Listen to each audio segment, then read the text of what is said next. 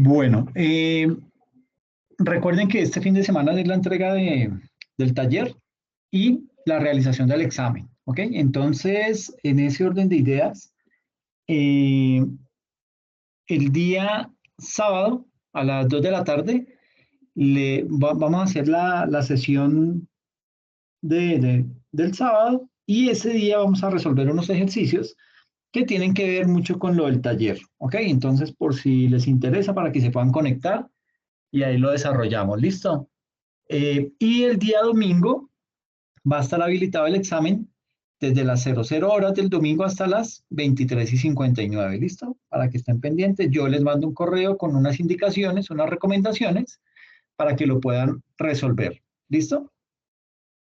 Eh, Vamos a hablar acerca de lo que es el tema de el IVA. Eh, digamos que voy a tocar otros componentes diferentes de lo que está en los videos que están publicados en la plataforma, los videos de la DIAN, que hablan, son 5 videos que hablan acerca de todo el tema de lo que es el IVA. ¿Listo? En ese orden de ideas, entonces, digamos que digamos que cuando uno habla acerca del IVA, y puntualmente cuando nosotros como consumidores, digamos que decidimos comprar un producto o cuando recibimos un servicio, ese pago que realizamos o ese pago que entregamos a cambio incluye un impuesto. Ese impuesto, digamos que aporta buena parte de los recursos que el Estado necesita para sostenerse. Es el segundo impuesto que más se recauda en el país, ¿ok? Y al ser un impuesto que está presente en las transacciones de nuestro día a día, pues es fundamental tener claro qué es el IVA, cómo se calcula, cuál es su tarifa y pues obviamente cuáles son los bienes que están exentos de pagarlo. ¿Listo? En ese orden de ideas, entonces vamos a hablar acerca de 3 componentes durante esta sesión. Vamos a hablar un poquito de historia, de lo que es el día de hoy, el IVA, y qué viene siendo eso del IVA. ¿Listo? Básicamente, cuando uno empieza a hablar del IVA, es como que empieza a decir, bueno, pero ¿quién lo implementó? ¿Quién se inventó eso? Porque el IVA tiene una característica y es que es un impuesto regresivo. Es de pronto el más regresivo de todos los impuestos. ¿Por qué digo que es regresivo? Porque afecta muy duramente a la población más pobre y más vulnerable del país, porque no mide la capacidad de pago, ¿sí? Es uno de esos impuestos que al no medir la capacidad de pago, pues básicamente eh, a todo el mundo se le cobra sin mirar si esa persona realmente tiene capacidad para pagar ese IVA. Y entonces usted me dirá, pero es que a los más pobres se los devuelven. Ok, sí, válido. Eh, Se lo devuelven al final, pues habrá un trámite, habrá que surtir una serie de procesos y de pasos. No sé qué tan bueno sea esa devolución, no sé cuáles son los datos que indiquen si es bueno o es malo, pero el tema es que debería ser un impuesto que tuviera algo más de control. Es decir, es como la gasolina, la sobretasa a la gasolina, bueno, como el impuesto, como el subsidio que le da el gobierno a la gasolina. Ese es otro, es un subsidio ya, pero es un subsidio que es regresivo. ¿En qué sentido? Es como a la inversa de lo que es el IVA. El IVA es regresivo porque le cobra a todo el mundo por igual. Gane o no gane. Usted, donde vaya a comprar, le mandan el IVA por delante. Pero con el subsidio a la gasolina es lo contrario y es todo el mundo tiene derecho al subsidio a la gasolina, ¿sí? Porque debe tener subsidio una persona que tiene 2, 3, 4 vehículos, ¿sí? Y toda la gasolina que él necesita para poder mover sus vehículos está subsidiada. Mientras que llega alguien con una moto, esa persona paga la misma gasolina que paga ese señor que tiene una, digamos que un nivel de ingresos mucho más altos, un nivel de ingresos mucho mayor. Entonces, digamos que esa inequidad que existe en impuestos como en subsidios, pues digamos que es lo que descompensa y en muchas ocasiones eso es lo que activa que se realicen o se desarrollen al interior del país temas de evasión, ¿sí? Entonces hay gente que, por un lado, pues ¿qué hace? Con todo el nivel de contrabando que hay en el país, ¿sí? Porque le aseguro que el gobierno sabe por dónde entra la mercancía de contrabando, el gobierno sabe a qué horas van a llegar los camiones cargados de arroz procedentes de Ecuador que van a entrar por Ipiales. Todo eso lo sabe el gobierno. El gobierno autoriza esos cargamentos de esas 3, 4, 5 personas que son las más grandes contrabandistas del país. El gobierno se lo habilita para que pueda entrar toda su mercancía. Le protegen en algunos casos el traslado de esa mercancía. Eso es una sinvergüencería impresionante, pero mucho de eso, digamos que el gobierno dice, sí, yo no, si, si el contrabando no existiera, pues básicamente mucha gente de la que no tiene recursos, pues no podría adquirir esos bienes y servicios. ¿Por qué? Porque vuelvo y digo, todo está grabado y es un impuesto muy inflexible. ¿En qué sentido? En que solamente hay tres tasas, el 0, el 5 y el 19. De pronto podría, si se crea algo más de unas tasas diferenciales que afecten, digamos que en menor medida, algunos productos o algo que trate de hacer mucho más equitativo el pago de ese impuesto, la gente dejaría de alguna manera de sacarle el cuerpo a ese pago. Pero ¿qué pasa? Que gracias al contrabando, pues usted sencillamente lo que hace es mirar cuál es el producto que está más económico en el mercado y sobre todo son esos productos de contrabando, porque ¿qué pasa? Existe la persona, el cliente, el comerciante formal que paga su arriendo, que paga a sus empleados, los tiene legalmente formalizados y al frente de la tienda, del almacén que él colocó, al frente le colocan 4 o 5 carretillas llenas de cuanta mercancía se les ocurre, que es por lo general la que él vende adentro, y afuera no se paga IVA, le hacen un mejor descuento y el cliente es consciente que eso viene de contrabando, él sabe que están afectando a ese comerciante que es legalmente formal y que genera empleo, pero pues o es él o son las personas pues digamos que no tienen el nivel de pago para asumir esa carga impositiva. Entonces digamos que el tema del IVA es muy complejo, el tema del IVA tiene muchas aristas y pues básicamente cuando uno se pone a mirar ese tema del IVA, vemos que el impuesto al valor agregado es una tarifa que se le suma al valor bruto de un bien o de un servicio. Y cuando hablamos de valor bruto, nos referimos al precio que el productor le ha puesto a aquello que está ofreciendo. Dicho precio debe cubrir los costos de producción y generarle alguna ganancia que le permita sostener su negocio a esa persona que está comercializando ese tipo de producto. Entonces, aquí digamos que vale la pena o es bien importante anotar que el IVA se aplica en todos los momentos del ciclo económico. ¿Cuáles son las etapas del ciclo económico? La producción, la distribución, la comercialización y la importación. ¿Sí? En todas esas etapas se aplica el IVA. Por eso se habla de un IVA plurifásico. ¿Ok? Ese impuesto a las ventas, ese IVA, es un impuesto indirecto, pero de orden nacional. Es decir, que lo recauda la DIAN, ¿sí? Lo cobra a nivel nacional, lo recauda la DIAN y luego vía transferencias el gobierno central se lo transfiere a los municipios, ¿ok? Pero ese impuesto que se transfiere o esas transferencias que hace el gobierno central a los municipios tienen una destinación específica. Entonces, es una destinación que solamente esos recursos que le van a llegar a ese alcalde o esos recursos que le van a llegar al gobernador que le envía el gobierno nacional central, los tiene que gastar única y exclusivamente en temas de educación y de salud. No los puede gastar en otro tipo de cosas, ¿ok? Entonces digamos que es un tema también de control, porque el gobierno central sabe que, digamos que en los municipios, pues hay mucha más corrupción, es mucho más fácil de pronto que los recursos se desvíen y todo ese tipo de cosas. Entonces, digamos que bajo normas, bajo leyes, se ha decretado que ese tipo de transferencias que hace el gobierno central a cada uno de los municipios tenga esa característica de destinación específica, ¿ok?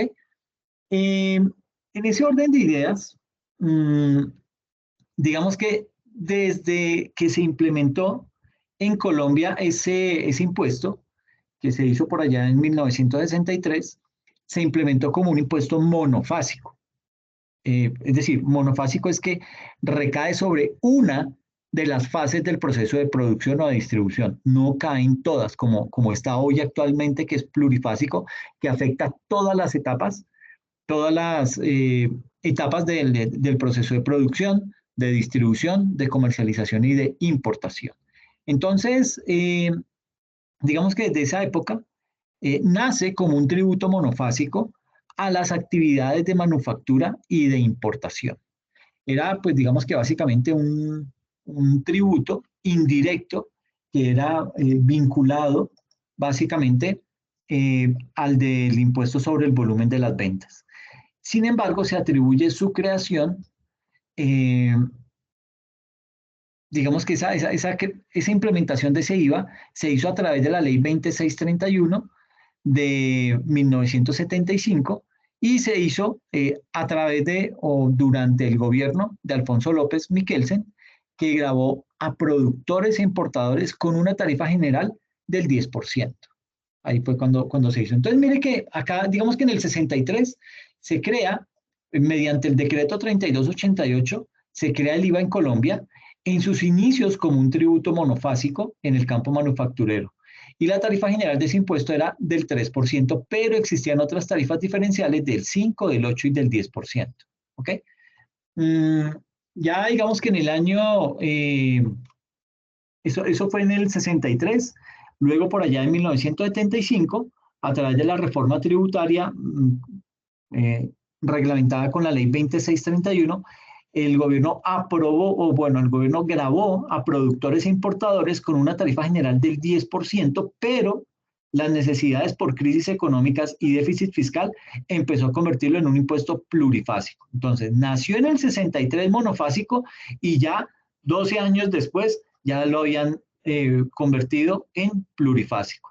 ¿Por qué? Porque el gobierno siempre anda descuadrado en sus finanzas y trata de, a través de reformas tributarias, equilibrar de una u otra manera esas cargas financieras. ¿Ok? Entonces, en el 63 lo hizo Guillermo León Valencia la implementación del IVA, pero fue Alfonso López Miquelsen quien lo convirtió en un impuesto plurifásico. Luego de eso, digamos que las crisis económicas pues, hicieron que llegara a los minoristas y al consumidor en 1983. Entonces ya en esta época, en este año, el 83, en el gobierno de Belisario Betancur, a través de la reforma tributaria de la ley 3541, el IVA quedó extendido al comercio minorista, trayendo consigo problemas a los pequeños empresarios, ya como impuesto al valor agregado con la tarifa del 10% y otras diferenciales del 20 y del 35%. ¿Ok? Eh, Después de eso, digamos que por allá en el gobierno de César Gaviria, en 1990, se implementa la reforma tributaria bajo la ley 49 y César Gaviria, ¿qué hizo? Que se extendiera a otros servicios como hoteles y restaurantes y que su tarifa, que estaba en el 10% en el gobierno de Belisario Betancur, saltara al 12%. ¿Ok? Entonces ya empieza a incrementarse y es más o menos como la lectura que uno le da y es, llega un nuevo gobierno y trae bajo su brazo una reforma tributaria con la cual quiere elevar la tarifa del IVA, que fue más o menos lo que le pasó a Iván Duque cuando después de la pandemia quisieron mandar esa reforma tributaria que en general no era mala, la reforma de Carrasquilla, pero que quiso grabar drásticamente a la clase media que estaba muy golpeada con una gran cantidad de impuestos. Entre esos, pues, el cobro del IVA a la canasta familiar en plena época post-pandémica. Entonces, pues era algo traído de los cabellos, esa reforma tributaria, si es la primera reforma tributaria con la que hubiera arrancado Iván Duque su gobierno, le hubiera ido muchísimo mejor. Pero la pretende aplicar después de la pandemia, cuando la gente había perdido sus empleos, cuando mucha gente había perdido familiares y todo esto, y querían implementar eh, un alto gravamen a la clase media y dejando quietos a los que más ganaban, a los más ricos en la sociedad colombiana. Entonces, eso era bastante injusto y eso fue lo que hizo que las personas salieran a la calle a manifestarse. Eh, Luego, Gaviria, también en su gobierno, en su mandato, eh, hizo otro aumento para que esa tarifa del IVA pasara del 12 al 14%. Lo hizo en 1992 bajo la ley 6, la ley sexta de 1992 y subió la tarifa del 12 al 14%.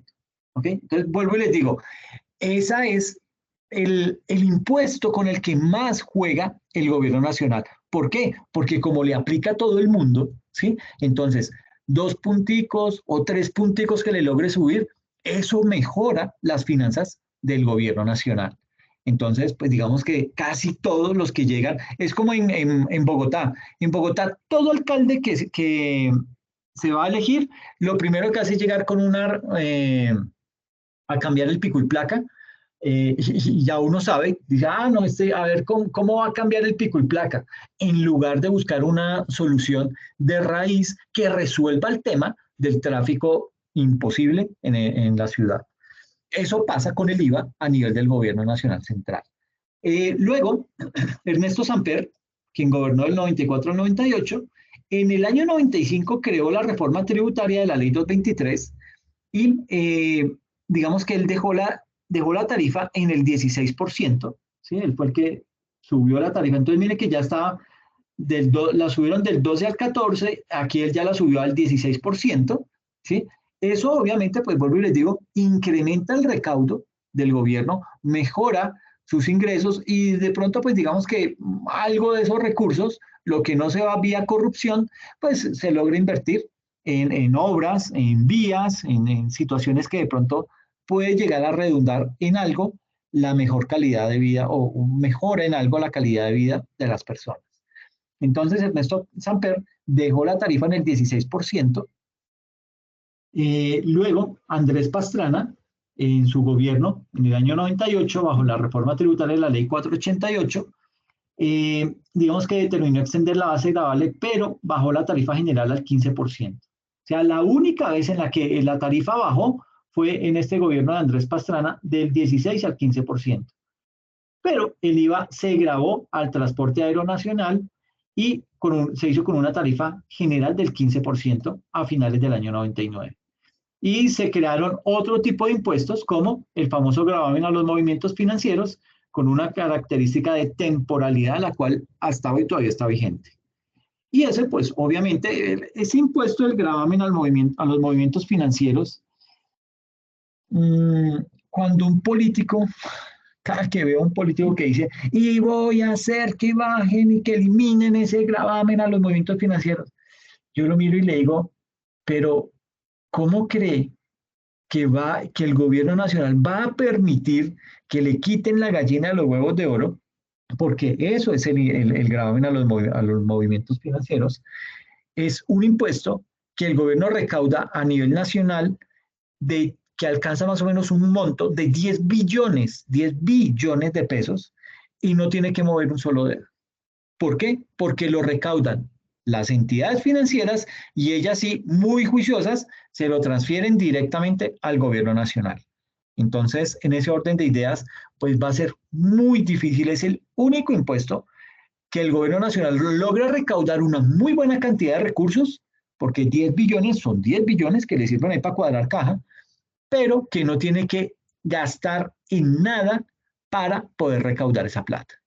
Entonces, pues resulta ser un muy buen negocio para él. Luego en el año 2000, digamos que se crea otra reforma tributaria, la ley 633. Esta ley, pues digamos que trata de, bueno, esa fue la época En el año 1998 empieza a cocinarse esa crisis financiera que golpeó tanto a la clase media en el país, a muchas familias las dejó sin hogar, y por allá en el año 99 fue cuando vino a estallar completamente esa crisis, en donde no sé si algunos de ustedes recuerdan, bueno, ustedes son muy jóvenes, pero cuando en esa época existían las famosas corporaciones de ahorro y vivienda. Esas corporaciones que hacían eran las que daban crédito para que usted pudiera adquirir su casa, su apartamento, y de esta manera, pues digamos que impulsaban ese sector económico, el sector de la construcción. En esa época, pues se gesta esa gran crisis económica debido a que el UPAC, como dice Petro, se despiporró, y ese UPAC llegó a tasas increíblemente altas, al punto en que las personas que tuvieron que hacer decidir si le daban de comer a sus hijos o pagaban la cuota del apartamento. Entonces, pues muchas familias, en medio de su desespero, pues decían, ¿sabe qué? Coja su apartamento, yo me voy a pagar arriendo y sigo manteniendo a mi familia, porque de esta manera, pagando esa cuota, yo no voy a poder seguir teniendo tranquilidad, no voy a seguir teniendo paz, y esto me va a seguir costando cada vez muchísimo más. Entonces, en esa época, pues ya el gobierno tuvo que afrontar esa crisis se llevó por delante todas esas corporaciones de ahorro y vivienda, y quedaron solamente los bancos, pues digamos que muchos de esos que todavía hoy sobreviven al tema. Pero en esa época existía Ahorra Más, que desapareció, Conavi, eh, ¿qué otras eran? Había una de los cafeteros, no me acuerdo cómo se llamaba. En fin, había una Gran Ahorrar, habían muchas cajas de ahorro y vivienda que básicamente se sostenían gracias al crédito hipotecario. Desaparecen, esa crisis se llevó ese segmento del sector financiero, y ya los bancos pues asumieron ese tipo de créditos hipotecarios. También en esa época del 2000, pues obviamente, eh, digamos que apremiado por la recesión económica y la necesidad de tapar el hueco fiscal, en el año 2000, bajo la ley 633, se volvió a generalizar la tarifa del 16%, o sea, no le duró ni 2 años. Llega en el año 98, baja la tarifa del 16% al 15%, pero inmediatamente en el año 2000 vuelve y la sube al 16%. ¿Okay? O sea, la felicidad no duró absolutamente nada. Se grabó el transporte aéreo internacional, el transporte público, los cigarrillos y los tabacos. El impuesto al gravamen financiero pasó a ser el 3 por mil y ya se volvió permanente, ¿sí? Y eso pues obviamente generó un impacto en el recaudo, generó un incremento más o menos del 1.8 frente al PIB en ese tema del recaudo de esos impuestos bajo esa reforma tributaria. Luego llegó Álvaro Uribe Vélez en sus famosos 8 años de periodo, en donde a través de la reforma tributaria en el año 2002, la ley 778, se planteó el grave problema de las finanzas públicas y los desequilibrios sociales, la necesidad de los recursos financieros rápidos. Por tanto, en cuanto al IVA, se amplió la base. ¿Okay? Aumentó la tarifa del 10 al 16% para algunos bienes, y se implementó la tarifa del 20% de IVA para la telefonía celular. Eso tuvo un impacto de crecimiento en el IVA, en el PIB, del 0,8%. En el 2003, también de Álvaro Uribe, esa reforma, digamos que tomó los productos que estaban excluidos del IVA, los gravó y quedaron al 7%. ¿Okay? Y creó unas nuevas tarifas del IVA del 3 y del 5% para productos como cerveza y juegos de suerte y azar. Y eso incrementó el PIB, incrementó el recaudo en un 1.7% del PIB. Luego, en la reforma del año 2012, esto aquí se hacen reformas tributarias. Aquí hay un gran hueco, aquí todavía hubo reformas. No va a pensar que es que solamente hubo reforma en el 2002, luego en el 2003 y pasamos a una en el 2012. No, aquí hubo más reformas, pero que afectaron el IVA directamente después de la del 2003, la del 2012.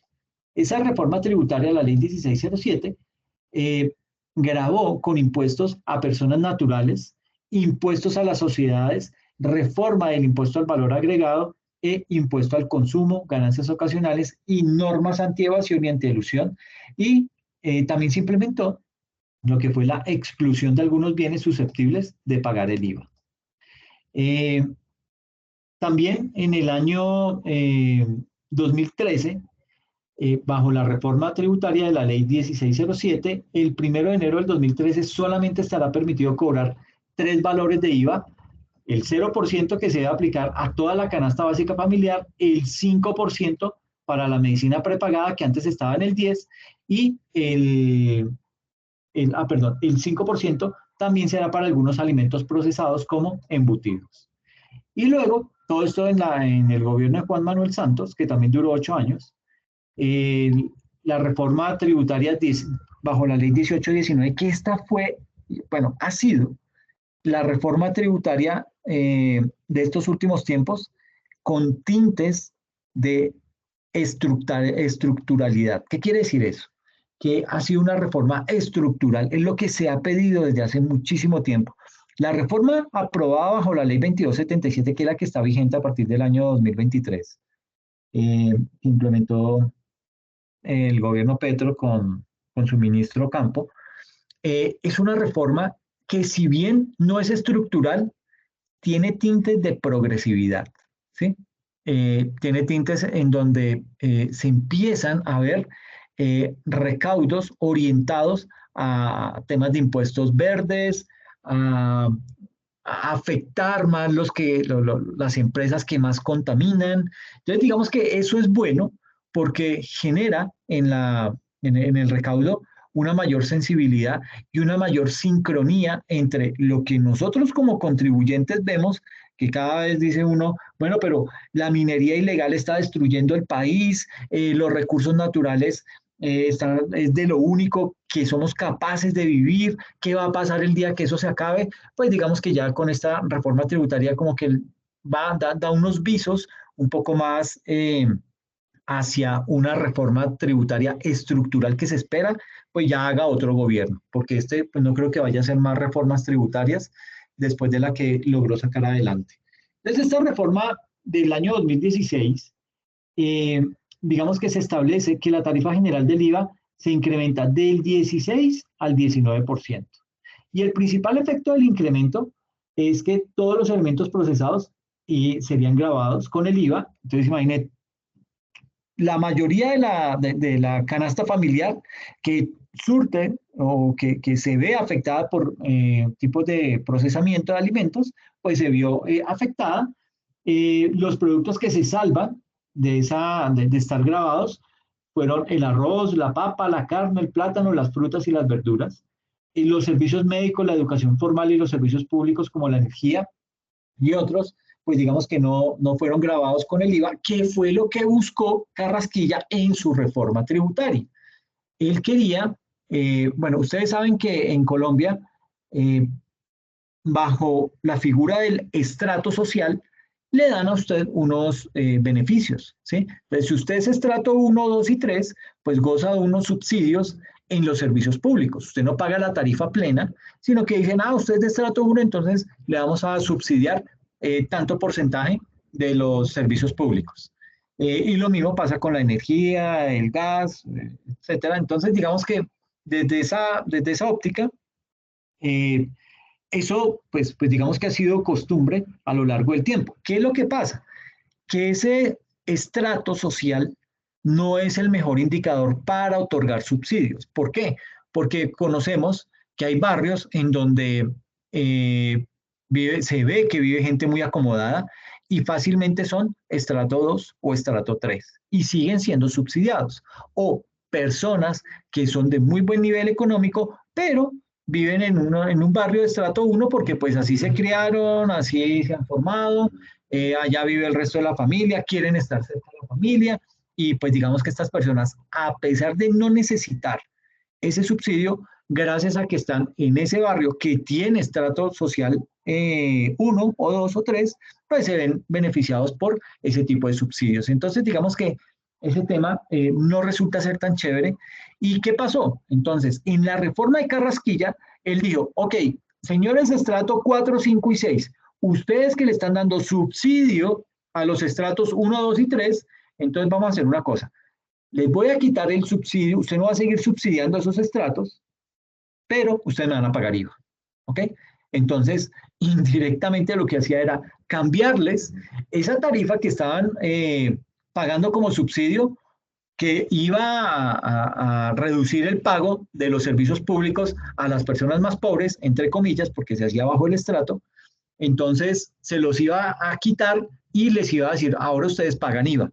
Y la población de estratos 1, 2 y 3 no pagan IVA, pero se les acabó el subsidio.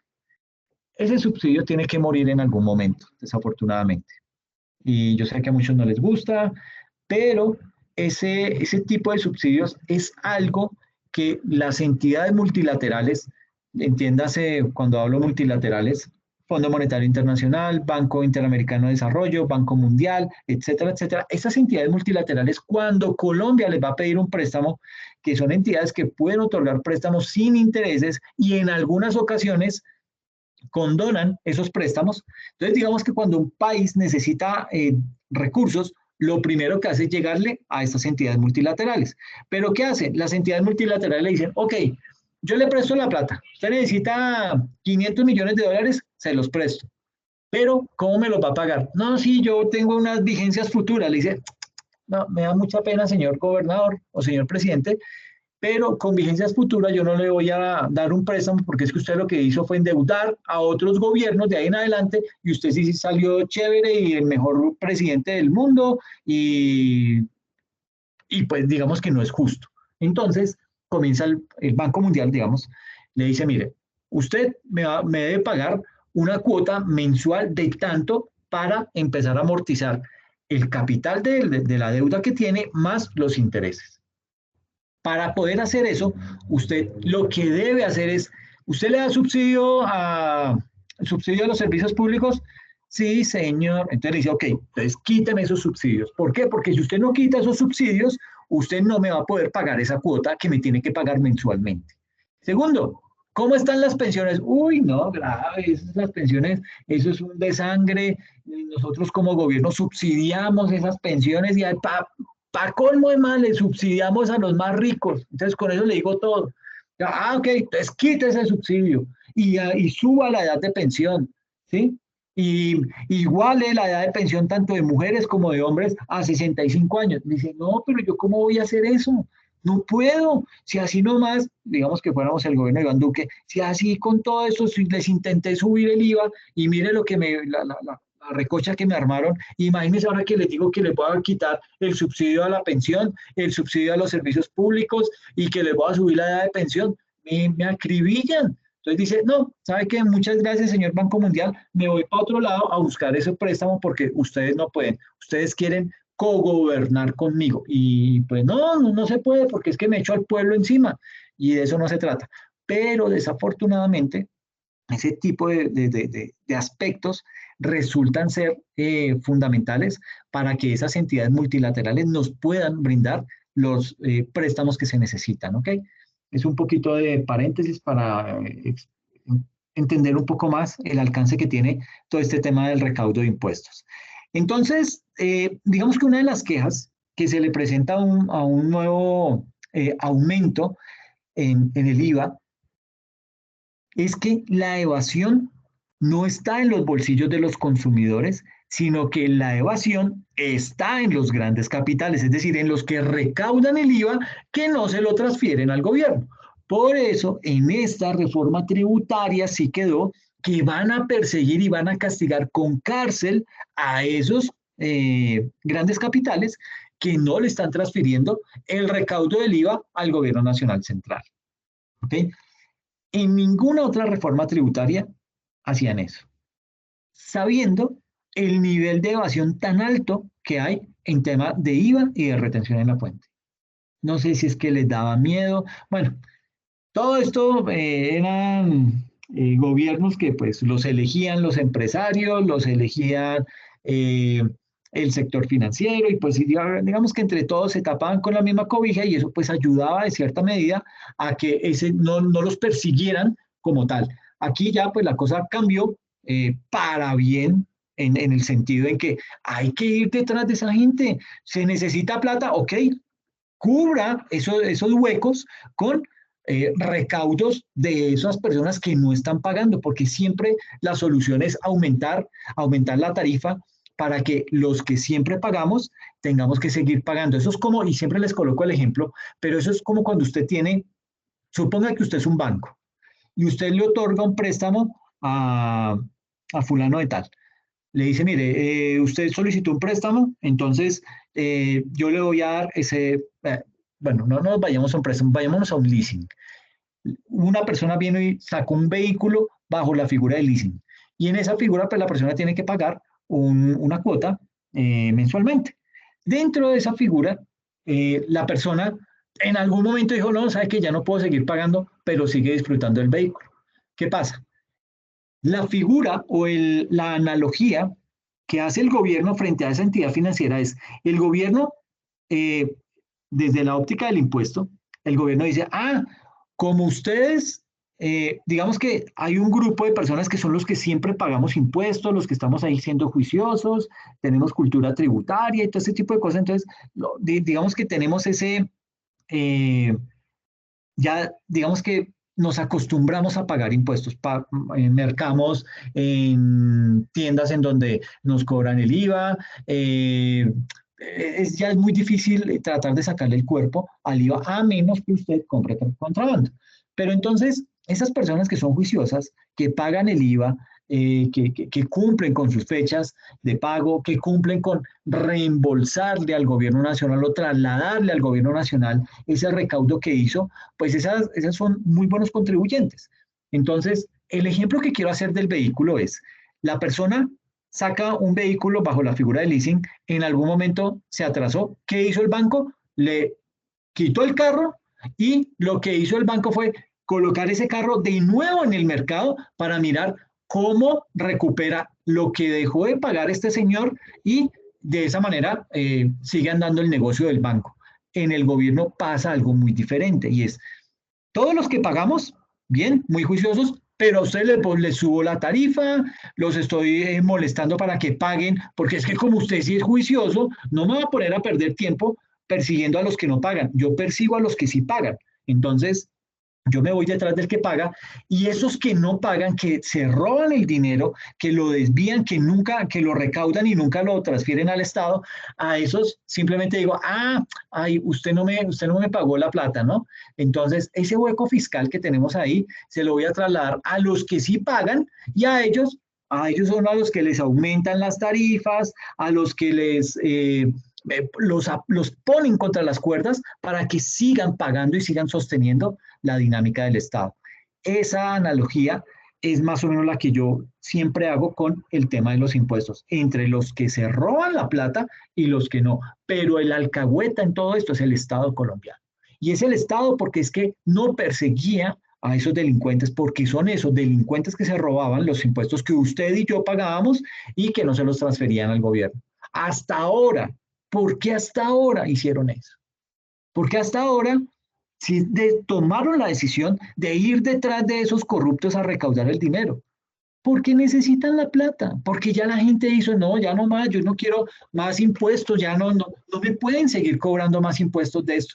Y ahí el gobierno, yo esperaba que en esa reforma tributaria dejara de cometer el gran pecado que está cometiendo hoy en día, y es no tener tarifas progresivas para el recaudo de la renta en personas jurídicas.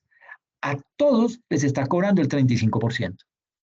Una tarifa que es exageradamente alta, es la más alta de América Latina y está entre las más altas a nivel mundial. Es como la segunda o tercera más alta a nivel mundial. Entonces, eso desincentiva la inversión. ¿Por qué? Porque es que usted de entrada tiene que bajarse un 35% de sus ingresos.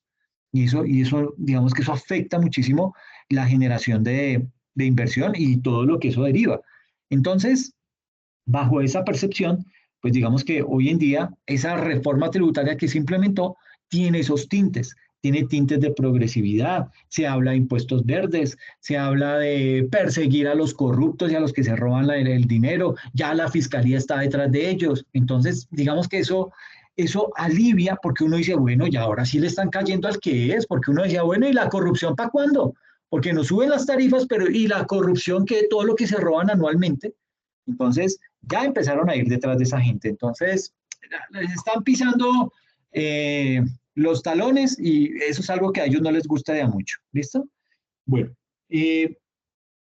bueno, aquí esto es un poquito de historia frente a la reforma fallida de Carrasquilla. Esta, vuelvo y les digo, tuvo muy buena intención en el sentido de que si hubiera sido pre-pandemia, esto le hubiera funcionado.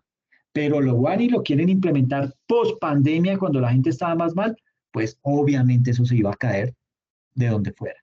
Entonces, esa reforma contemplaba unos bienes y servicios que pasarían a estar grabados con IVA con la reforma tributaria que quería Carrasquilla.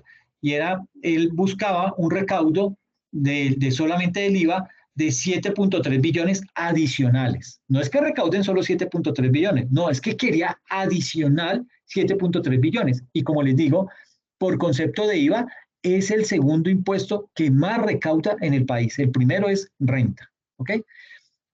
Bienes que pasan a ser excluidos del IVA, entonces la carne de res, la carne de cerdo, el pescado, la leche, la nata, el queso, los huevos, ¿sí? El biodiesel ya se mete con medicamentos, vitaminas, antibióticos, medicamentos, libros, cuadernos, revistas y el arroz. Entonces estos bienes pasan a ser excluidos, es decir, una tarifa del 0%. Y pasan con una tarifa los que tenían tarifa del 5% al 19%, la gasolina y el ACPM, los bienes de capital, los troncos de madera, algodón y otros derivados, y el almacenamiento de productos agrícolas. Entonces aquí con esto se golpeaba fuertemente la canasta familiar. Y de excluidos, o sea, de tarifa del 0 a tarifa del 19% pasaría la energía, el gas, el acueducto, el alcantarillado y todo lo que era servicios de Internet, todo lo que tenía que ver con servicios culturales o diversión, loterías, espectáculos, cirugías estéticas y tratamientos de belleza. Los computadores y celulares de hasta 50 VTs iban a pagar IVA y ladrillos de construcción. ¿Ok? Y pasan a ser grabados con la tarifa del 5%, que era lo que quería Carrasquilla, para los inversores de energía para sistema de energía solar con paneles. Es decir, si usted quería montar paneles solares, no solamente tenía que comprar los paneles que de por sí son caros y no son los más eficientes, pero tenían el IVA adicional. Todo lo que eran los controladores de carga para sistema de energía solar con paneles y las bicicletas, motos eléctricas, patines, monopatines y patinetas de hasta 50 VTs. ¿Okay?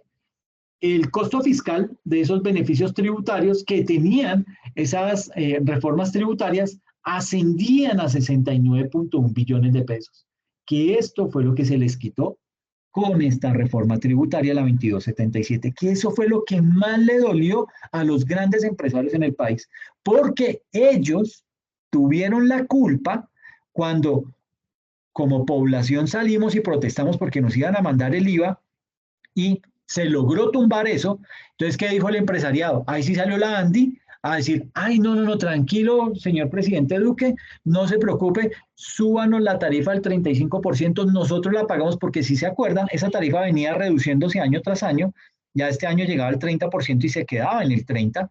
Entonces dijo, no, mire, la Andy, pues, de Redentor, dijo, no, tranquilo, no se preocupe, no se meta con los pobres, déjenlos quietos, no les ponga IVA, más bien súbanos a nosotros la tarifa a renta de personas jurídicas, súbala al 35% otra vez, tranquilo, no hay problema.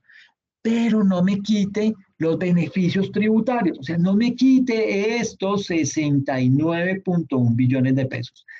Con eso es con lo que yo hago planeación tributaria, con eso es con lo que yo, empresa grande, logro bajar mi tarifa del 35% a pagar una tarifa más o menos del 15, del 16, del 17%.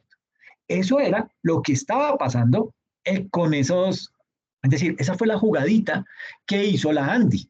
Y ellos sacaron pecho y quedaron como los que, ay, gracias, la Andy nos salvó al pueblo de no tener que pagar más IVA. Mentira, ellos siguieron con esto. ¿Qué pasó? Que sí le mandaron ese incremento fue a las MIPYMES, a las micro, pequeñas y medianas empresas, que son Más o menos el 95% de las empresas en el país. Las grandes empresas llegan a ser apenas el 5%. Y las que mueven el empleo en Colombia son las MIPIMES. Y a esas fue a las que las grabaron con el 35%. ¿Por qué? Porque para ellas no hay beneficios tributarios. Los beneficios existen es para las grandes multinacionales, para las grandes empresas. Para ellas son las que existen esos tipos de descuentos. ¿Qué pasó con esta reforma de Luis Guillermo Campo? Tumbó esos beneficios. Y eso fue lo que alborotó a la ANDI. Entonces, mire que por eso se habla de progresividad en esta reforma tributaria. No van a pensar que es que soy petrista, ni mucho menos, pero sí hay que resaltar las cosas que se están haciendo bien. Y esa reforma tributaria fue bastante buena y goza de muy buenos comentarios por personas, sobre todo en el exterior, porque tiene eso, quitó todos esos beneficios, puso a todos a pagar la misma tarifa, que está mal, ¿sí? Deben haber tarifas progresivas para las micro, una tarifa para los que, bueno, para los que tengan de tanto a tanto ingreso, ¿sí? O tanto, los que tengan tanta utilidad, entonces a esos les vamos a afectar con un 28%, a otros con un 30%, a otros con un 32% y a otros con un 35%, y seguir con esas tarifas diferenciales que tienen para el sector financiero y para la economía extractiva de 5 puntos adicionales sobre la tarifa del impuesto de renta. Entonces, básicamente, pero y mire, el costo fiscal en IVA, o sea, lo que le cuesta al Estado colombiano recaudar lo que recauda de IVA, le cuesta 51.6 billones. No está haciendo nada, ¿sí? O sea, es un costo supremamente alto.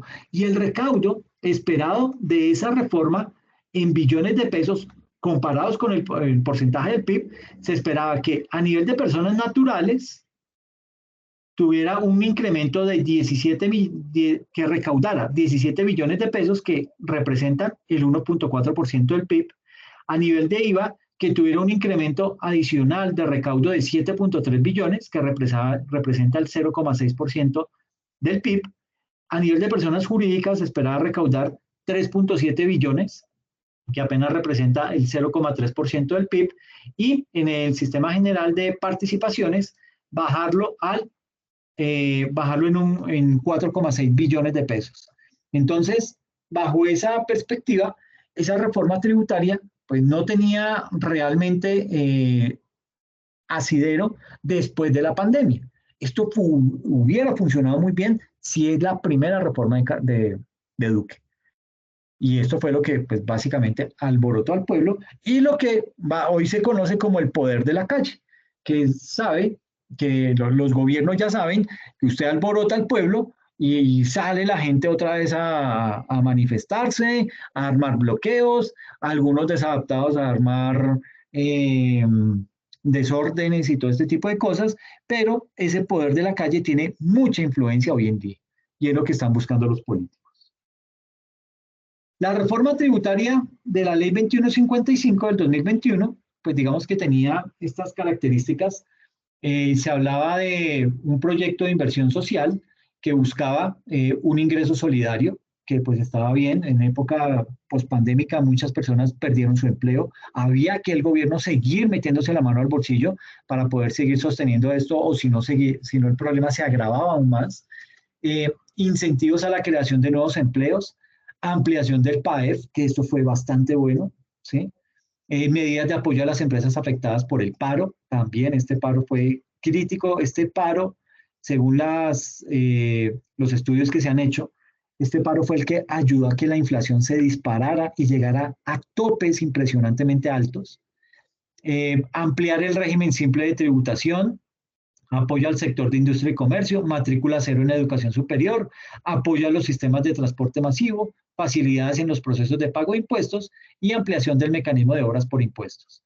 A nivel de medidas de sostenibilidad fiscal, implementaron que hay que definir un anclaje de la deuda pública en 55% del PIB y un límite de la deuda en 71% del PIB. ¿Qué pasó? Que con la pandemia la deuda se disparó, ¿sí? Y pues era entendible. con todo lo que se roban, pues no había plata para comprar vacunas, no había plata para eh, atender a la población que más lo necesitaba y todo esto, pues básicamente, ¿qué le tocó al gobierno? Pues ir a endeudarse. Y eso fue lo que disparó, o sea, es lo que nos tiene hoy en día en rojo y todavía seguimos reportados en Data Crédito, que para el gobierno se llama, perdimos el nivel de, ay, se me olvidó, perdimos el nivel de, bueno, perdimos el nivel de confianza, es decir, las entidades del exterior ya no nos prestan dinero, ¿por qué? Porque nosotros somos mala paga, es básicamente eso. Eh, ¿Cómo se esperaba recaudar esos recursos vía esa reforma tributaria? Entonces, con base en unos recaudos permanentes, la tarifa de renta corporativa, o sea, personas jurídicas, subió al 35%, eso se esperaba recaudar 6.7 billones, el descuento del 50% del ICA, la lucha contra la evasión, esperaban recoger 2.7 billones, se roban 50 y querían solamente recaudar 2.7.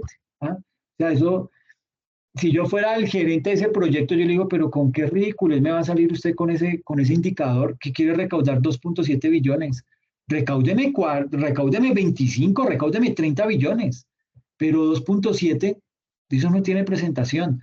Austeridad en el gasto público y agarra a Duque a viajar con toda su comitiva por todas las partes del mundo y esperaba reducir el gasto público en casi 2 billones, lo cual pues obviamente no se logró.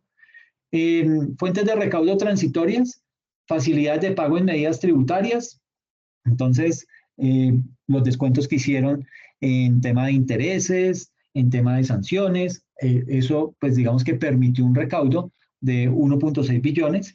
Todo el tema de normalización tributaria, que esto es la mayor sinvergüencería del mundo. Somos, creo que el único país sinvergüenza que todavía sigue haciendo este tipo de cosas. Normalización tributaria.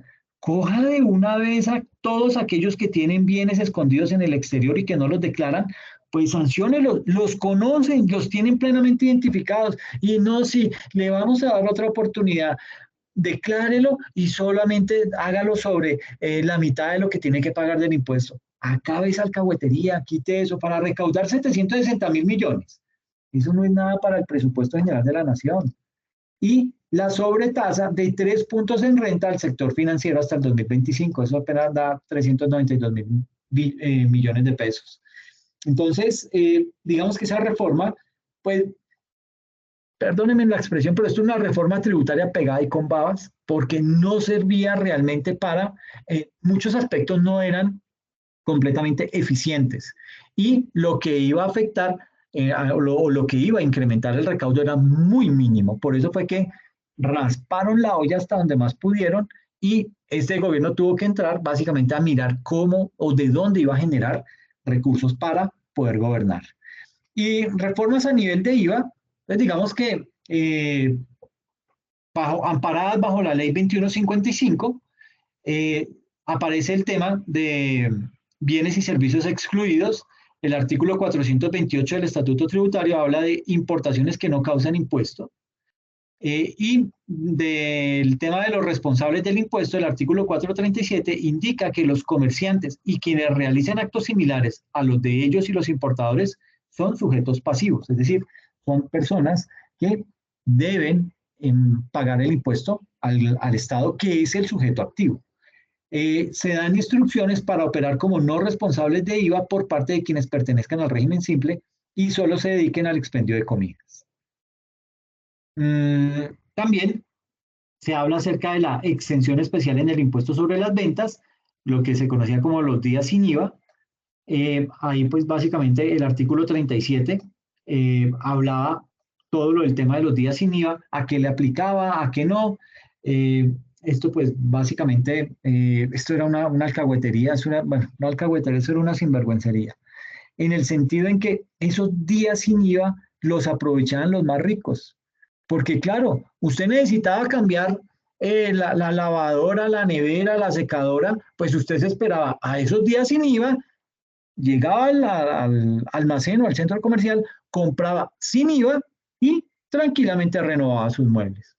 El pobre no tiene para eso, el pobre vive al día, vive a ras, pues a él no le beneficiaba esto en nada. ¿sí? Y para colmo de males lo complicaba porque entonces él sentía que tenía la necesidad de ir a comprar, tenía que ir a aprovechar el día sin IVA, sacaba tarjetas de crédito, iba y pasaba la tarjeta de crédito y claro, eso le salía supremamente costoso. Entonces, no era nada progresivo estos días sin IVA, por eso en esta reforma tributaria se descabezó. El artículo 38 de la ley 2155 implementó el tema de los bienes cubiertos por la exención en el impuesto sobre las ventas, el IVA, y los requisitos de la procedencia de la exención en el impuesto sobre las ventas. Aquí esto es un poco el tema del recaudo. Pues digamos que hasta datos al 2022, el recaudo pues cada año ha venido aumentando, ¿sí? A diferencia pues del 2020 por el tema de la pandemia, que fue el único periodo en donde eh, pues obviamente porque la economía se apagó, pues y es que ese es el problema mayor que tenemos en Colombia y es depender tanto del impuesto de personas jurídicas. Por eso no se debe depender de las empresas en esa medida. La renta la deberíamos pagar sobre todo las personas naturales, pero en Colombia no es así. Somos de los pocos países del mundo y esta característica solamente se da en Latinoamérica y es que grabamos más a las empresas que grabar a las personas naturales y eso está mal. ¿Por qué está mal? Porque tal y como nos lo mostró la pandemia, cuando una economía entra en crisis, obviamente lo primero que se afecta es la utilidad de las empresas y la renta se paga con base en la utilidad. Si no tienen utilidad, pues ¿qué van a declarar? Nada. Y el gobierno deja o el gobierno empieza a perder dinero y ya no tiene la misma capacidad de pago. ¿Y qué hace? Como los costos fijos si se mantienen, tiene que entrar a endeudarse. Y eso dificulta aún más el tema de las finanzas públicas.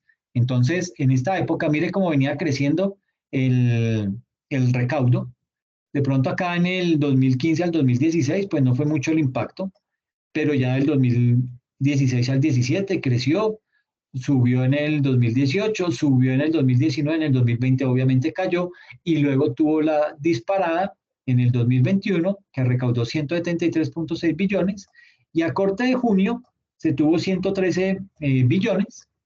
Uno diría, ah, bueno, si a junio, que era la mitad de año, pues básicamente tuvo que recaudar 200 y pico de billones, eso se hizo, pero digamos que a nivel de recaudo se viene incrementando eso. Con esta reforma tributaria, la actual, esto va a mejorar aún más el tema del recaudo tributario.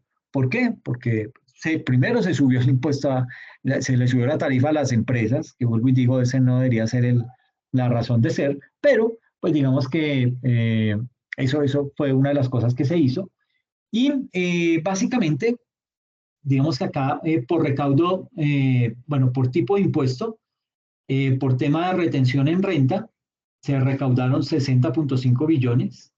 Por tema de IVA, 38.38, bueno, 38 billones, 380 mil millones. Por tema de aduanas, 33 billones de pesos.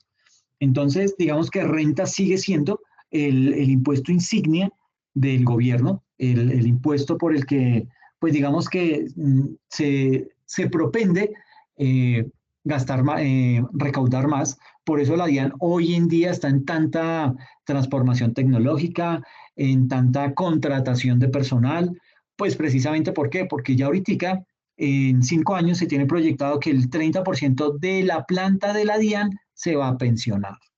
Entonces, ¿qué se está buscando?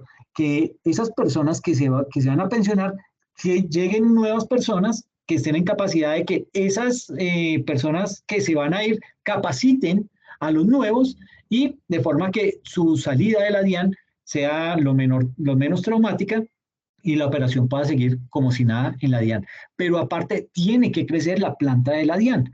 ¿Por qué? Porque se necesita. La DIAN cada vez, si bien es cierto, tiene muchos procesos hoy en día automatizados, pues digamos que requiere también de tema de vigilancia, de control, y eso pues básicamente se hace con personal. Entonces, pues digamos que hay que seguir invirtiendo en eso.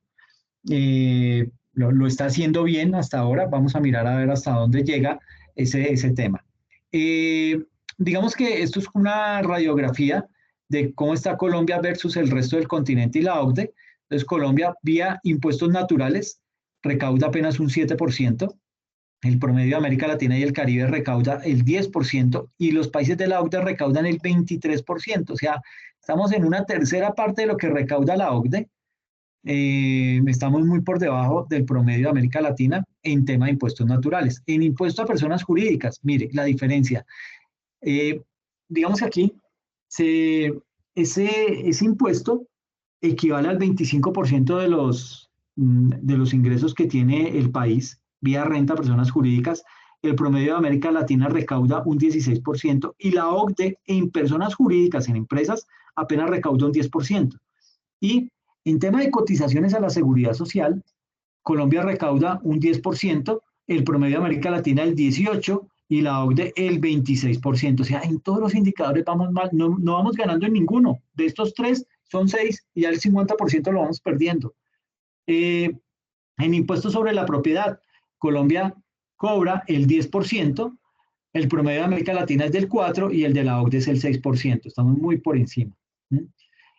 Otros impuestos a bienes y servicios, Colombia cobra el 13%, el promedio de América Latina el 21% y la OCDE el 12%. Este será el único impuesto en el que medio estamos llegando a cumplir con el estándar internacional. En tema de IVA, se está recaudando el 29% en Colombia, el 27% es el recaudo a nivel promedio de América Latina y en la OCDE se recauda el 20%. ¿Qué significa?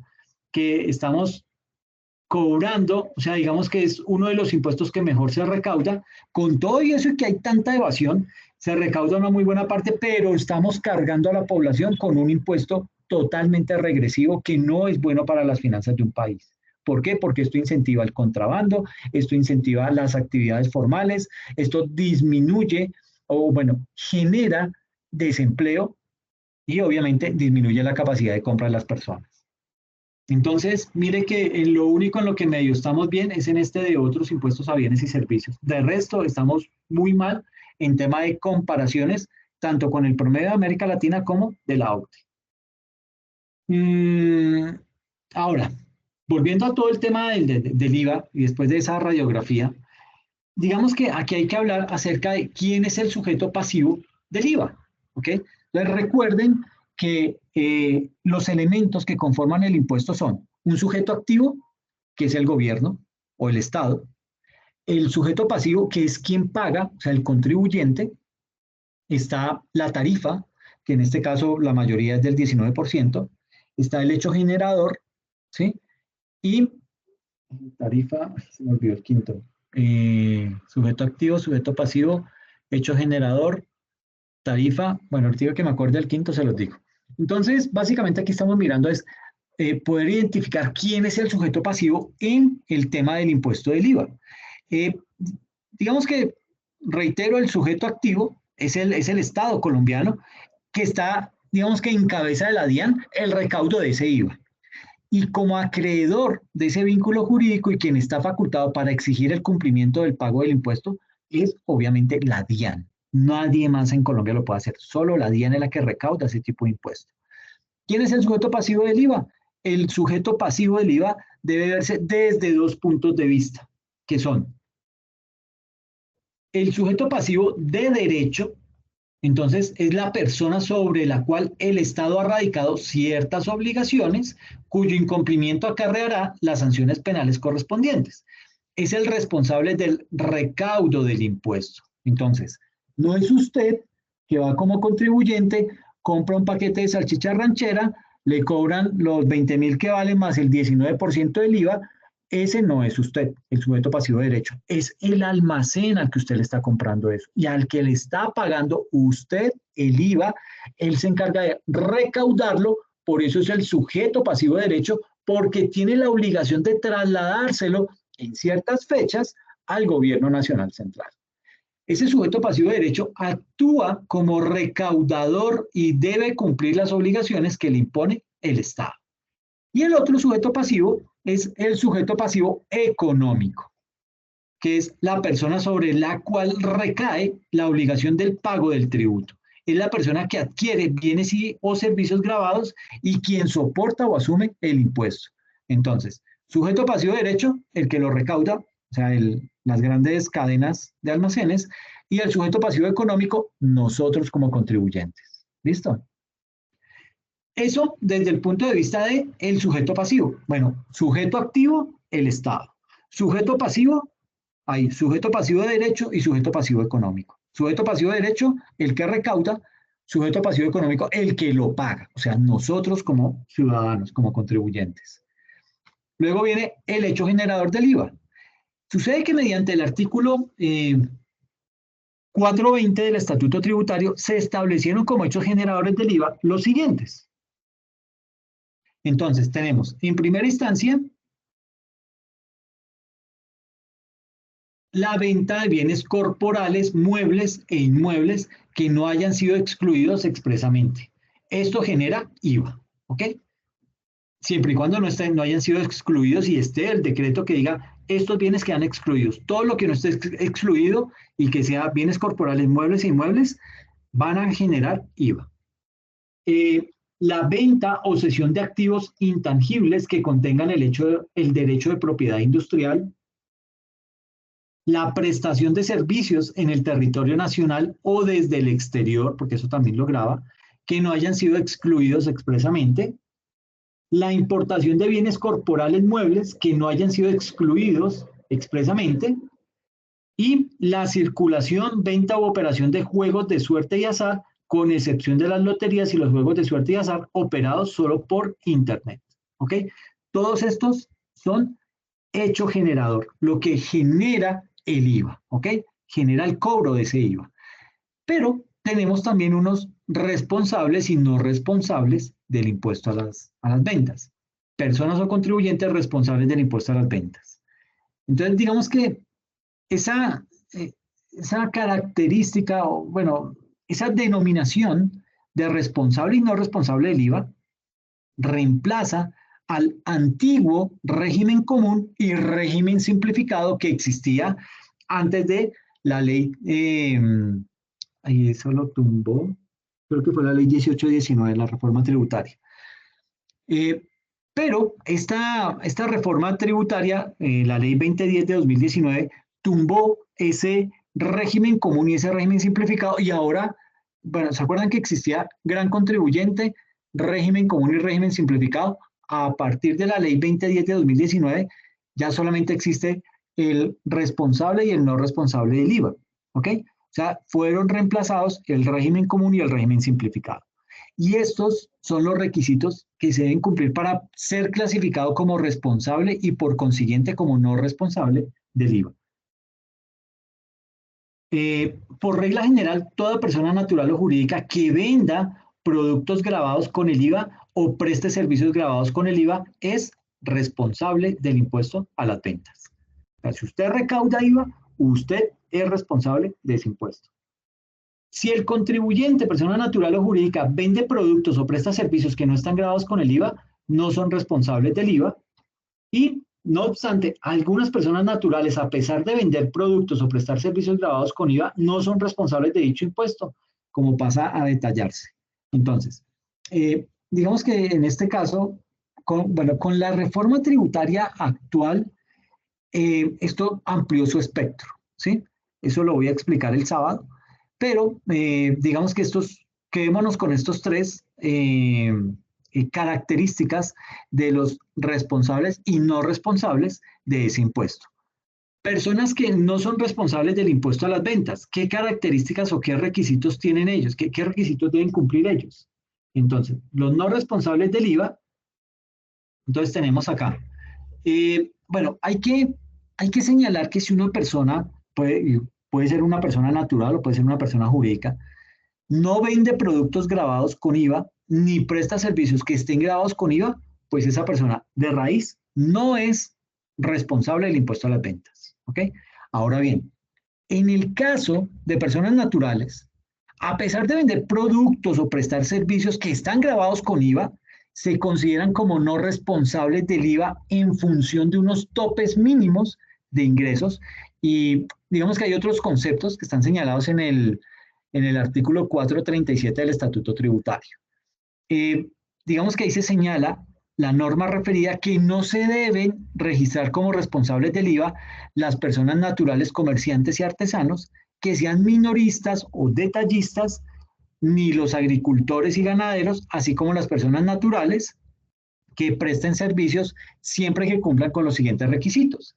Entonces, digamos que acá se mira, bueno, aspectos que son sancionatorios. Entonces, por ejemplo, el tema de la sanción mínima de 424.000 pesos para el tema para el año vigente. La VT, por ende, está en un valor de 42.412 pesos. La cuantía mínima para practicar retención en la fuente por servicio, 170.000 pesos. Cuantía mínima para practicar retención por compras, 1.145.000. Límite de costos y gastos en efectivo que son deducibles, 4.241.000. Límite de ingresos brutos del 2022 para no ser responsables del IVA, 133 millones de pesos. Si tiene más, ya se convierte en responsable. Y 148.442.000 es el límite de ingresos brutos del 2023 y contratos por venta de bienes o prestación de servicios grabados para no ser responsable del IVA. Tope para ser responsable de IVA en 2023. Las personas naturales serán responsables del IVA si superan los siguientes topes. Ingresos que se hayan tenido en el 2022, el tope es 133 millones, ¿sí? Para el 2023 el tope pasa a 148 millones. Si a nivel de consignaciones bancarias en el 2022 usted tenía 133 millones y en el 2023 se reajustó a 148 millones, y si ha celebrado contratos si ha tenido contratos que ha celebrado en el 2022 por 133 millones o en el 2023 por 148 millones. Si cumple alguno de esos requisitos, puede que sea responsable del IVA. ¿Cómo sé si soy responsable del IVA? Para saber si es responsable del IVA, debe revisar sus ingresos, sus contratos y sus consignaciones, tanto los que tuvo en el 2022 como los que tenga en el 2023. Y si supera alguno de los topes de la tabla, entonces automáticamente se convierte en responsable del IVA a partir del periodo gravable siguiente. Esto obliga a que las personas lleven un control de sus actividades para saber en qué momento se convierten en responsables de IVA y así evitar el pago de sanciones e intereses moratorios. Entonces, si la persona natural cumple la totalidad de esos requisitos, no debe inscribirse o registrarse como responsable del IVA, quedando en el grupo de no responsables. ¿Ok? Si deja de cumplir un solo de esos requisitos, de inmediato se convierte en, digamos que es obligatorio registrarse como responsable del IVA y cumplir con las obligaciones que le son propias como responsable de ese impuesto. ¿Cuándo se pasa a ser responsable del IVA? Digamos que puede suceder que durante el transcurso del año gravable se deje de cumplir con uno de los requisitos que mencionamos en el slide anterior. Y digamos que en ese caso, lo que debe hacer la persona es tan pronto se dé cuenta que superó esos topes, debe registrarse como responsable del IVA a partir del periodo gravable siguiente. Por ejemplo, supongamos que el 15 de julio de 2020 el banco desembolsa un crédito de libre inversión que es consignado en la cuenta de ahorros del contribuyente. Esto hace que al 15 de julio el total de consignaciones llegara a 175 millones de pesos, es decir, superó el tope, ¿ok? Por ese préstamo, ¿ok? En ese momento la persona queda en la obligación de registrarse como responsable del IVA a partir del siguiente periodo del IVA. Y además se debe tener presente lo que señala el inciso segundo del parágrafo tercero del artículo 437 del Estatuto Tributario, que dice: para la celebración de contratos de venta de bienes y o prestación de servicios grabados por cuantía individual y superior a 3.500 VT, estas personas deberán inscribirse previamente como responsables de ese IVA, formalidad que deberá exigirse por el contratista para la procedencia de costos y deducciones. Lo anterior también será aplicable cuando un mismo contratista celebre varios contratos que superen la suma de 3.500 VTs. ¿Ok? Entonces, básicamente, en ese tipo de casos, el contratista tiene la responsabilidad, es decir, es el garante en esta operación, porque si firma un contrato por más de 3.500 VTs sin exigirle a ese contratista que previamente se registre como responsable del IVA, puede llevar a que la DIAN le rechace esos costos y deducciones. Es decir, usted como contratista que firmó ese contrato, usted no va a poder deducir esos costos y deducciones. ¿No? ¿Por qué? Porque usted no tuvo la precaución de exigirle a esa persona con la que va a celebrar el contrato que se registre como responsable del IVA. ¿Ok? Entonces es algo complejo y es algo que necesita que estemos que lo tengamos muy presente. Conozco un caso de una persona que es que, mire, usted no me lo va a creer, pero eh, una persona que hizo una transacción por Nequi de un número de teléfono a otro número de teléfono. Le mandó más o menos 35 millones de pesos por Nequi. Chan, chan.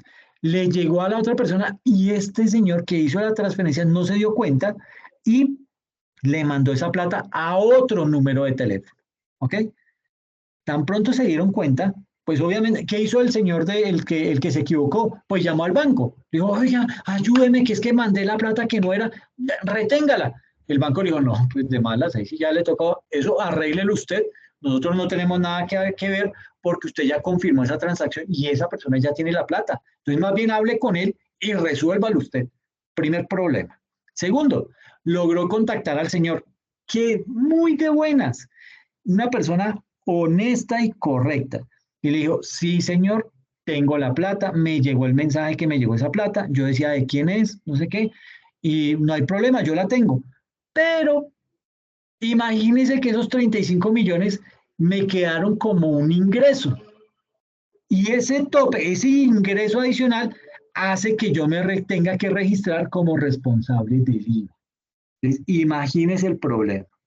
Este señor le dijo, bueno, pues yo le puedo devolver la plata, pero usted me tiene que reconocer eso que ya de aquí en adelante, porque eso me afecta, no solamente para convertirme ahora en responsable del IVA, sino que también mi declaración de renta se va a ver afectada. Entonces, ¿cómo arreglamos? Entonces, mire el problema tan tremendo. ¿Por qué? Porque eso le representa un ingreso a esa persona, sin querer, sin saber, por un error, pero de esos errores la DIAN no entiende. ¿Ok? Entonces, digamos que les comentaba que antes de ese paréntesis, de lo que se trata es que al momento en que se supere cualquiera de los topes, pues la persona se registre como responsable del IVA.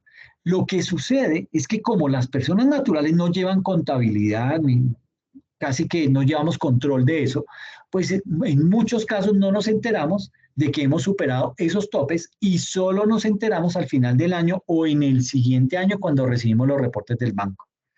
Entonces hay que tener presente que la DIAN, por intermedio de la información exógena, puede conocer cuándo el contribuyente quedó obligado a registrarse como responsable del IVA. Y si usted no lo hace, tome su sanción y sus intereses moratorios por eso. ¿Ok? Eh, Pasar de responsable de IVA a no responsable. ¿Qué implica eso? Pues que una persona que está inscrita como responsable del IVA puede retirarse como responsable si cumple con las condiciones que señala el inciso 3 del parágrafo tercero del artículo 437 del Estatuto Tributario, que dice lo siguiente. Los responsables del impuesto solo podrán solicitar su retiro del régimen cuando demuestren que en el año fiscal anterior se cumplieron las condiciones establecidas en la presente disposición. ¿Ok? Por ejemplo, si durante el 2020 la persona natural cumple con todos los requisitos señalados en el parágrafo 3 del artículo 437, ingresos, consignaciones, etcétera, etcétera, y en el año siguiente puede solicitar su retiro como responsable del IVA. Esa posibilidad aplica únicamente para las personas naturales. ¿Por qué? Porque solo esas personas naturales pueden hacer parte del grupo de no responsables en los términos que hemos señalado. ¿Okay? Y vienen los responsables del IVA versus los no responsables del IVA. ¿Qué pasa en este tipo de casos? Digamos que para efectos prácticos, cuando hablamos de responsables del IVA, nos referimos a los contribuyentes que deben inscribirse como responsables del, del IVA. Y digamos que cuando estamos haciendo referencia a esos responsables del IVA, estamos indicando o haciendo referencia a los contribuyentes, ¿ok? Ese contribuyente que es el que paga el impuesto. Ese contribuyente que debe inscribirse como responsable en dicho régimen y que equivale a lo que es o lo que anteriormente era el régimen común, ¿ok? Y cuando nos referimos a no responsables del IVA, nos referimos o hacemos referencia a los contribuyentes que antes pertenecían al régimen simplificado y que no son responsables por no vender productos que estén grabados con el IVA o por no prestar servicios que estén grabados con el IVA. ¿Ok? En ese orden de ideas, dice que, de hecho, el mismo estatuto habla de responsables y no responsables del IVA en estos términos. Por ejemplo, en el artículo 508-1, modificado por la ley 2010 de 2019, cuando dice que la DIAN podrá oficiosamente reclasificar a los no responsables en responsables. ¿Ok? De manera que el responsable es el que está inscrito como tal y el no responsable es el que no está inscrito como responsable, ya sea porque no cumple topes para inscribirse como responsable o porque en efecto no es responsable al no vender productos o no prestar servicios grabados con IVA. Y entonces, ¿cómo se clasifican los bienes? Digamos que la clasificación de los bienes en Colombia se encuentran regulados por el artículo 653 del Código Civil, que indica los bienes, bueno, digamos que hay ese artículo 653 del Código Civil, especifica que los bienes consisten en cosas corporales o cosas incorporales. Corporales son las que tienen un ser real y pueden ser percibidas por los sentidos. Una casa, un libro, un computador, etc. Y los incorporales son las que consisten en meros derechos, como los créditos, eh, las servidumbres activas, ese tipo son incorporales. Entonces, bienes corporales son los muebles, ¿sí?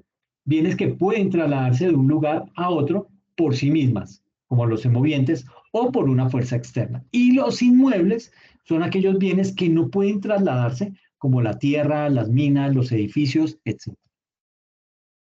Y los bienes incorporales son derechos personales, es decir, es esa facultad jurídica que tiene el acreedor para exigir del deudor el cumplimiento de una prestación de dar, hacer o no hacer.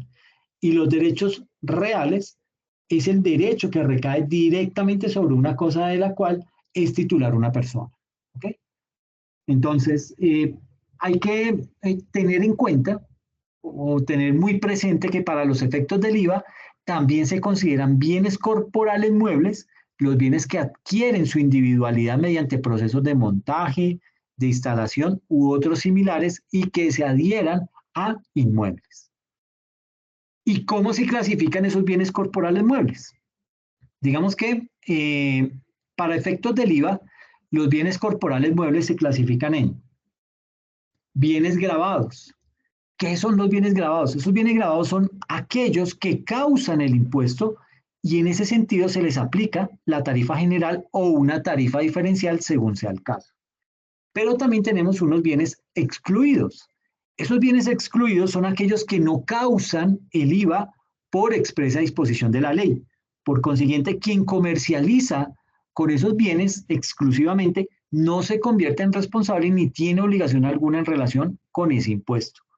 Si quien los produce o quien los comercializa pagó impuestos en su etapa de producción o comercialización, ese pago que hizo no da derecho a descuento ni devolución, constituyen un mayor valor del costo de ese respectivo bien.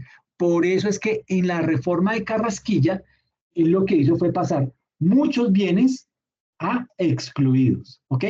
Es decir, bienes que no tenían tarifa del IVA, pero que para poder usted fabricar ese bien, la materia prima estaba grabada con IVA y usted ¿qué hacía? Pues básicamente usted tiene que recuperar ese costo, se lo traslada a la persona que compra esos bienes, ¿ok? Entonces, ese era uno de los pecados que tenía esa reforma tributaria.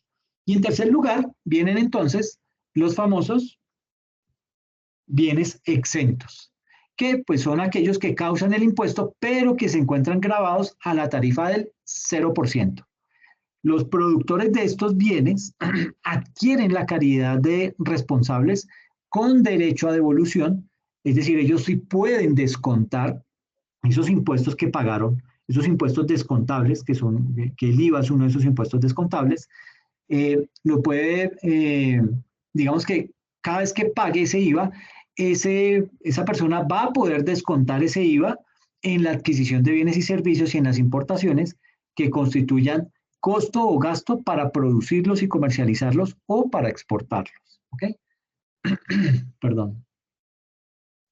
¿Cuál es la diferencia entonces entre exento y excluido? Pues digamos que respecto a los bienes, eh, respecto a los bienes y servicios excluidos, esos no causan IVA, ¿sí? No están sometidos al impuesto sobre las ventas y al no estar sometidos a dicho impuesto, pues sencillamente no son responsables de ese impuesto. Y al no ser responsables, no deben declarar, ¿ok? Mm, si una persona no es responsable del impuesto a las ventas, no declara IVA y en consecuencia no puede solicitar como descuento ese IVA que hubiera pagado, ¿ok? Cualquier valor que pague eh, por IVA debe ser llevado al mayor valor del gasto o del costo, caso en el cual lo puede deducir de la declaración de renta, pero no podrá descontarlo en la declaración del IVA porque no presenta esa declaración. Eh, También genera una diferencia en el precio de venta entre bienes excluidos y bienes exentos, ¿sí? Adicional a estas diferencias, eh, digamos que un aspecto importante a considerar es el precio de venta de un producto exento, que en teoría es inferior al precio de venta de un bien excluido. ¿Por qué? Porque no tiene IVA. Pero como les decía en el slide anterior, un producto exento significa que esa persona para producir ese bien, las materias primas que necesitó para producirlo, esas venían grabadas con IVA. ¿Ok? Entonces, eso es un mayor valor y como es exento, él no lo puede descontar. Entonces, esa diferencia de precio la marca el IVA que se paga por la producción del bien grabado y excluido. Entonces señalamos que el IVA pagado en materias primas y en insumos en la elaboración de un producto exento puede ser descontado, por lo que no se debe llevar al precio de venta del producto. Y en el caso de un bien excluido, el IVA que se pague en su elaboración se debe acumular, se debe sumar al mayor costo de producción de ese producto que finalmente se ve reflejado en el precio de venta. ¿Por qué? Porque el productor o comerciante debe recuperar todo el costo más el porcentaje de utilidad que le permita el mercado. Así que, digamos que cuando un producto exento tiene un costo de 100 pesos y pagó un IVA de 19 pesos, esos 19 pesos de más que pagó se descuentan de la declaración del IVA. De modo que el costo total del producto sigue siendo 100 pesos y sobre ese costo es que se debe fijar el precio de venta, no sobre los 119. Si ese mismo producto fuera excluido, como el IVA no puede ser descontado, el costo del producto va a ser de 119 pesos. ¿Ok? Y sobre ese costo es que esa persona va a fijar el precio de venta, que sin duda pues va a ser más caro que si fija sobre un costo de 100 pesos, lo que hace que un producto excluido sea más caro para el cliente final que un producto exento. De allí el efecto económico que tiene clasificar un producto como excluido o como exento. ¿Okay? Son factores que hay que tener en cuenta porque eso hace que el producto se encarezca. ¿Listo? Entonces, pues eso como para tener presente. Eh, Nos falta hablar acerca de, bueno, aquí digamos cuáles son los bienes exentos. Entonces están reflejados acá en el artículo 477 del Estatuto Tributario. Eh, digamos que frente a todo el tema del impuesto sobre las ventas, el IVA y el impuesto nacional al consumo, el artículo 424 habla acerca de los bienes que no causan el impuesto. Ahí están relacionados, ¿sí? Eh, Temas para lectura, les pido por favor leer importaciones de bienes corporales muebles, todo lo que tiene que ver con juegos de suerte y azar y hechos que no generan el IVA, y cómo se hace la causación del IVA. ¿Listo? El sábado vamos a hablar acerca de qué es la base gravable, vamos a hablar, vamos a hacer ejercicios y vamos a resolver ejercicios muy similares a los del taller. Entonces, pues para que puedan asistir. Dejemos hasta acá por ahora y paso entonces a resolver de pronto inquietudes que tenían o que tienen frente a las actividades. ¿Ok? Entonces, permítame un momentico, por favor, ya te doy la palabra, Luvia. Voy a dejar de compartir. Voy a parar la grabación.